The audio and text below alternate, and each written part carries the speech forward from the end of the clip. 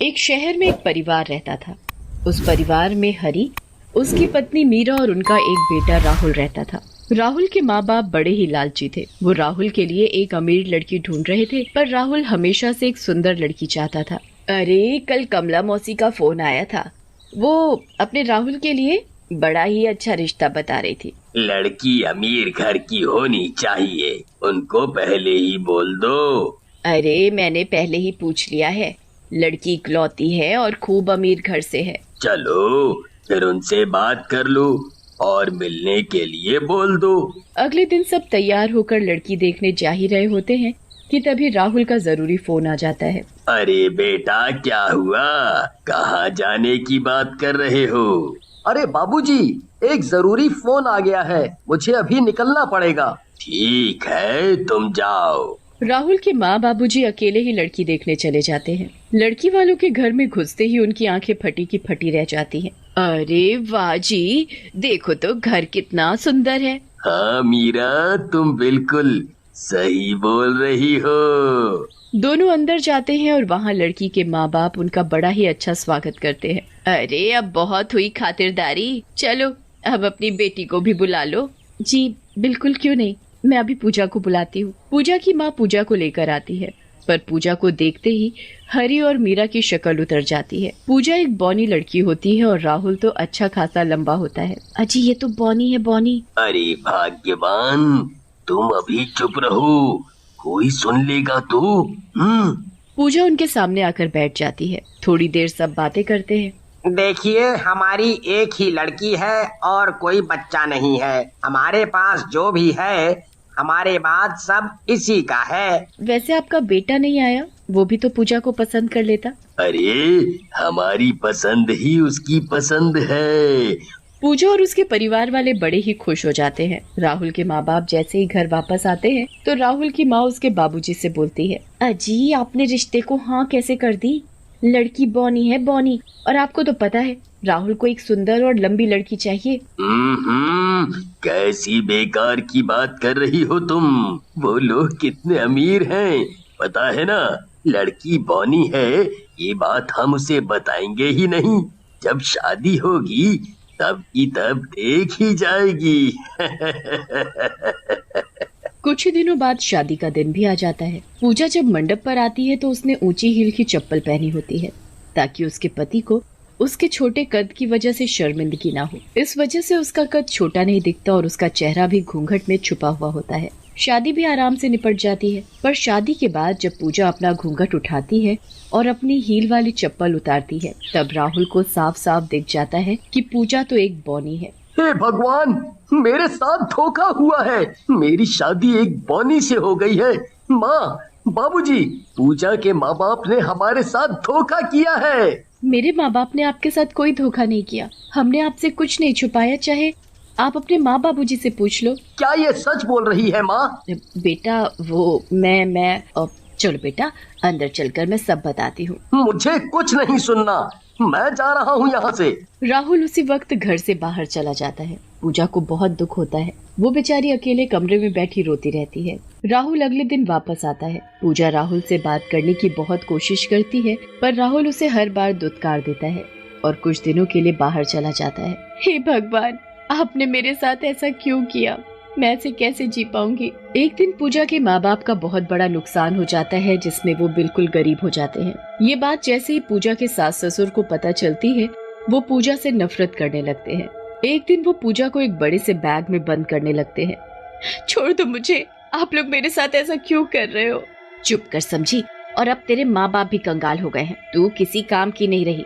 माँ जी, मुझे छोड़ दो माँ जी। उसके सास ससुर उसे बैग में बंद कर देते हैं और घर के पीछे गड्ढा खोदकर उसमें दबा देते हैं। पूजा की दम घुटने से मौत हो जाती है। जब राहुल वापस आकर पूजा को घर में नहीं देखता तो अपने माँ बाप से उसके बारे में पूछता है। बेटा, वो उसकी माँ बीमार है ना, तो वो कुछ दिनों के लिए वहाँ रहने गई है। अच्छा ठीक है माँ। अगले दिन जब राहुल अपने कमरे में शीशे के आगे खड़ा तैयार हो रहा होता है, तभी उसे शीशे में एक बौनी चुड़ैल दिखाई देती है। चुड़ैल को देख वो घबरा जाता है और तुरंत पीछे मुड़कर देखता है, पर वहाँ तो कोई भी नहीं होता। अभी मेरे पीछे एक चुड़ैल थी, तो फिर अचानक से गायब कैसे हो गई? शायद ये मेरा वहम हो। राहुल उस बात को नजरअंदाज कर देता है, पर वो बहुत ही डर जाता है। वो इस बारे में किसी से कुछ कहता भी नहीं है।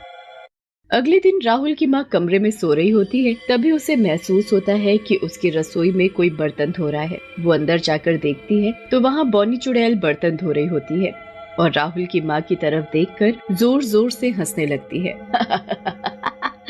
आओ ना माँ जी, मेरी मदद कर दो। देखो ना, मैं ऊपर तक पहुँच ही नहीं पा रही। मैं क्या करूँ अब? चुड़ैल, अजी अजी सुनते हो?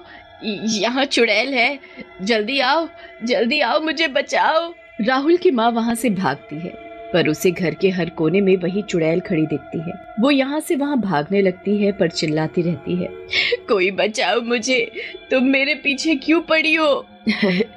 आपने लगता है मुझे पहचाना नहीं माँ जी। मैं आपकी बहू हूँ पूजा, और अपनी मौत का बदला लेने आई हूँ। नहीं, ये नहीं हो सकता, ये बिल्कुल नहीं हो सकता।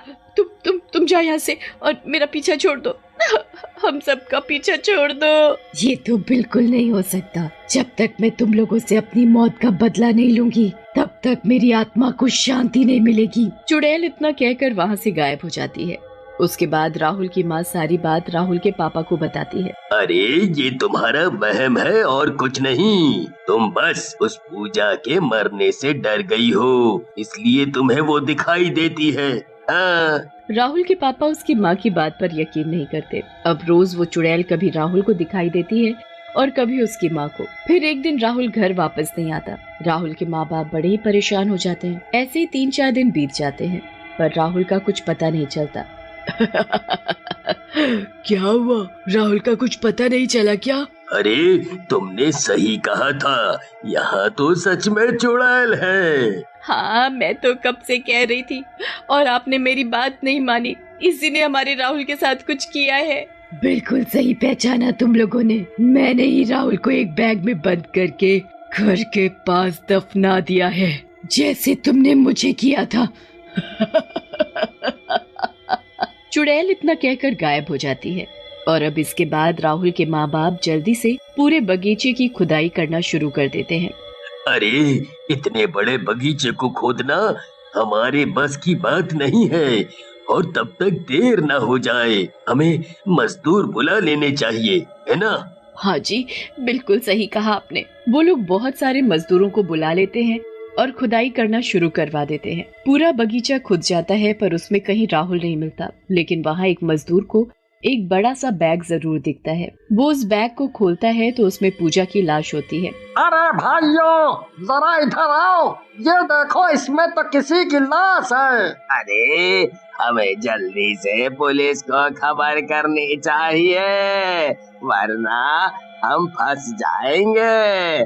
हाँ। वो मजदूर पुलिस को खबर कर देते हैं और पुलिस उनके घर आ जाती है। अरे हमने कुछ नहीं किया, हम सच बोल रहे हैं। चुपचाप सच बोल दो, वरना तुम्हारे बेटे को मैं जान से मार दूंगी। बस उसकी कुछ ही सांसें बची हैं। नहीं, उसे मत मारो, हम बताते हैं। साहब जी, हमने ही गलती से अपनी बहू को बैग में बंद करके बगीचे में दफना दिया था, हमसे भूल हो गई। इतने में वहाँ राहुल आ जाता है। क्या माँ, आप लोगों ने पूजा के साथ ऐसा किया? मुझे यकीन नहीं हो रहा माँ। तू जिंदा है मेरे बेटे? मत बोलो मुझे बेटा।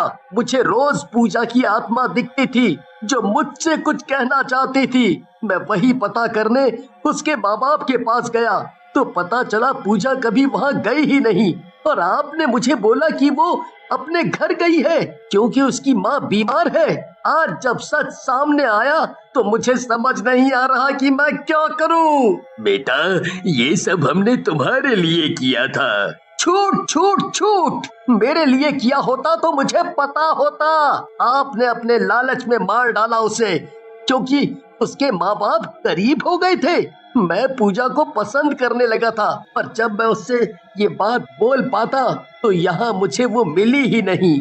आप अभी के अभी इन दोनों को ले जाओ और इनको इनके किए की सजा दो। राहुल के माँ बाप चिल्लाते रह जाते हैं, पर पुलिस उनको ले जाती है। उसके बाद राहुल अकेला घर में बैठा रोता रहता है। काफी रात हो जाती है तो उसे खिड़की के बाहर पूजा दिखती है। आज जो तुमने मेरे लिए किया वो बहुत बड़ी चीज थी, मुझे इंसाफ मिल गया, अब मैं यहाँ से जा रही हूँ। इतना कहकर पूजा का भूत एक रोशनी में गायब हो जाता है।